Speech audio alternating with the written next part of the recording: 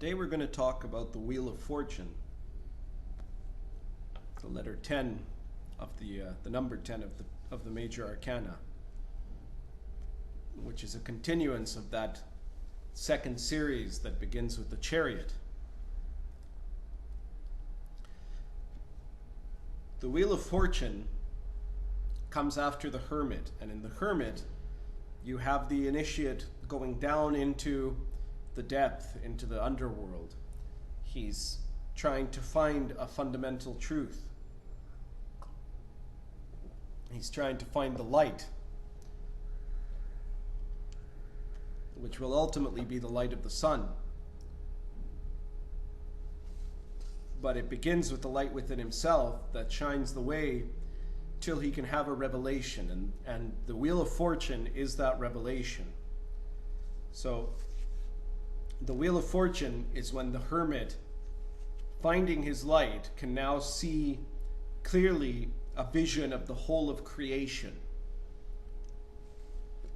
In the deck that I've been using, the Wheel of Fortune is shown in a very stylized kind of fashion, very complex. And in a sense that's very clever, because it's supposed to be a kind of mandala of the universe. It's a model picture of existence. And so, because what is within is like what is without, it is also a model of the individual, of the person. That's why the hermit, to find the secrets of the universe, has to look within himself. The universe is so big, it's very hard to find the secret of the universe on the outside. But if you look on the inside, and the inside being like the outside, and what is above being like what is below, then you find that model.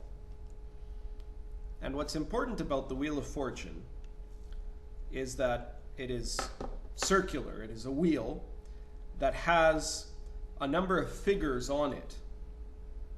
It has actually two figures directly on it, and then one figure above it that is the important parts of the image. And in this card you'll see that there's the one figure below it here that is the man, and then further up here you have a crocodile, a lizard, and then here above it you have, in this case, the all-seeing eye. In other decks it can be shown as a man, a crocodile, or a lizard, and a sphinx, or it can be sometimes a monkey and a dog and a sphinx. The point is that these creatures that are on the wheel, they're on the edges of the wheel, and one is above the wheel, right? But they're all more or less located in the circumference of the wheel. And these figures represent the different natures of man, or the different dimensions or orders of creation. The crocodile here represents the animal nature, the beast. And then the man represents the intellect, the human being, the sentient creatures. And the sphinx, or in this case the all-seeing eye, it represents the spirit, or the initiate, the awakened figure.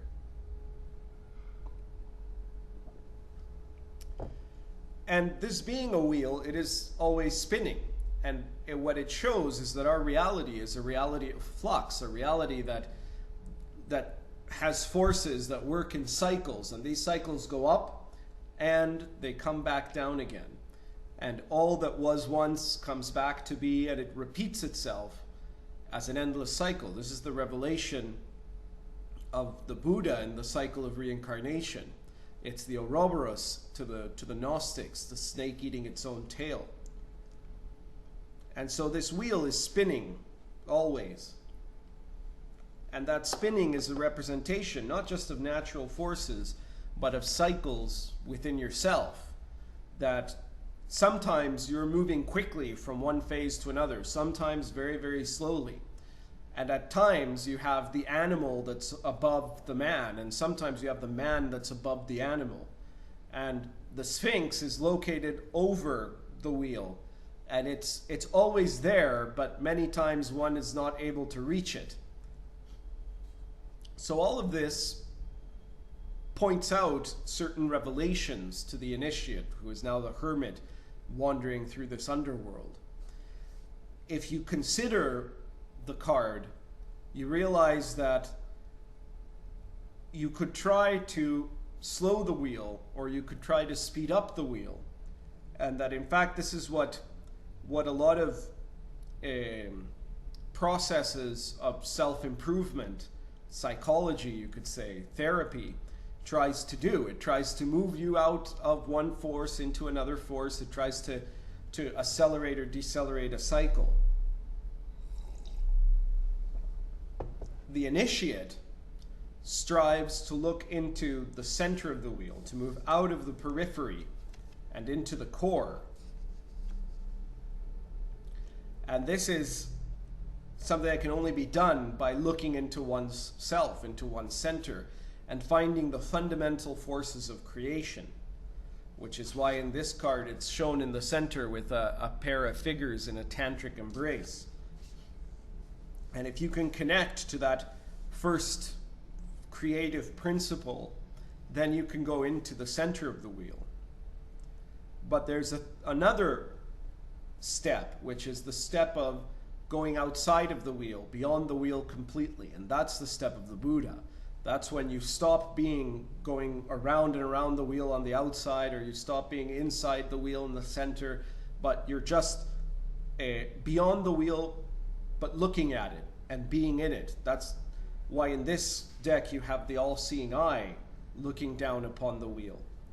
So these are three different steps or stages that will require three different processes or struggles, which is the future of this of the next cards that come along in the major arcana.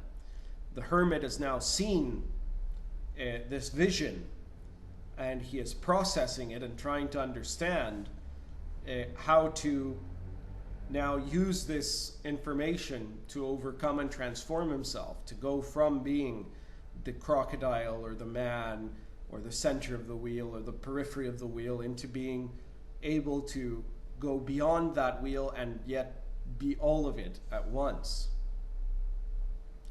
When that can be accomplished, then he'll be able to find the light of the sun.